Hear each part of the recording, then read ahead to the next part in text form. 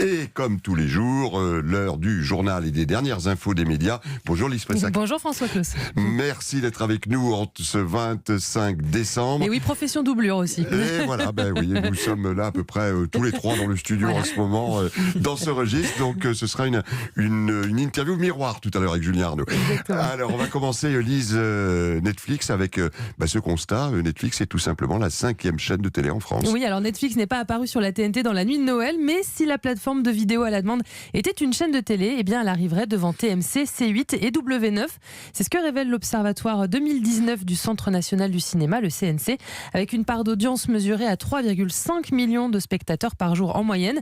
Netflix y compte plus de 6 millions d'abonnés en France, a une audience donc supérieure à celle de chaînes de la TNT et égale même France 5 en nombre de téléspectateurs. Alors, il y a une autre audience qu'on va connaître de manière un petit peu plus précise et très attendue, oui. C'est celle des podcasts. Oui, c'est en tout cas l'ambition de l'ACPM, c'est l'Alliance pour les chiffres de la presse et des médias, qui certifie déjà les audiences des titres de presse et des sites internet.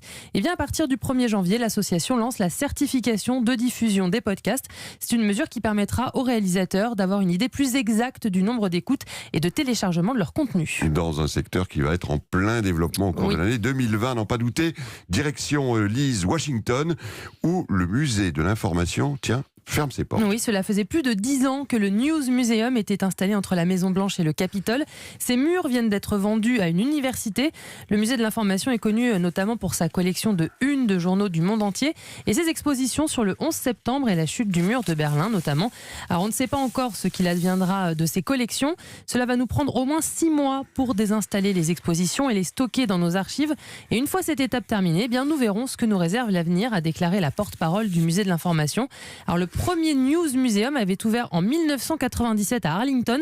On était alors dans la banlieue de Washington avant de déménager en 2008 dans le cœur historique de la capitale américaine avec vue imparable sur le Congrès et le National Mall. Vous savez, cette avenue monumentale qui traverse la ville.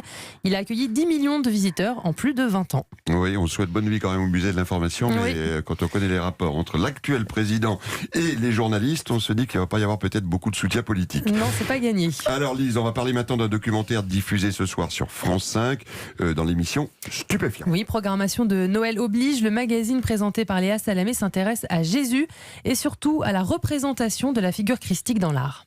Dans la Bible, c'est remarquable, le souci de décrire le physique de Jésus est totalement absent. On parle d'un homme parmi les autres. Finalement, on ne dit rien d'autre que c'est un homme.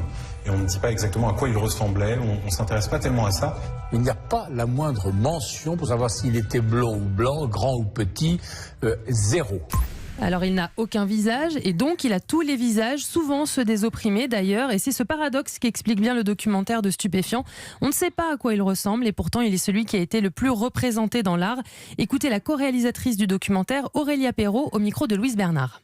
Les plus grands artistes, de Rembrandt à Léonard de Vinci, du Greco à Matisse, à Scorsese, plus même récemment à Méline Nothomb, enfin tous les grands artistes à travers les siècles ont représenté chacun à leur manière Jésus. C'est assez intéressant parce que ça raconte aussi beaucoup les différentes époques, la société. Et surtout aujourd'hui, on assiste à un retour du religieux dans l'art. En gros, on se dit que Jésus, c'est la superstar de l'art, quoi. Jésus l'artiste, évoqué par d'autres artistes, notamment par Martin Scorsese et Laurent Voulzy et d'autres grandes personnalités. C'est à voir ce soir dans Stupéfiant à 20h50 sur France 5. Et quelque chose me dit qu'il y aura d'autres documentaires, d'autres films sur Jésus, tant le sujet évidemment reste ouvert et passionne l'ensemble de la classe des créateurs.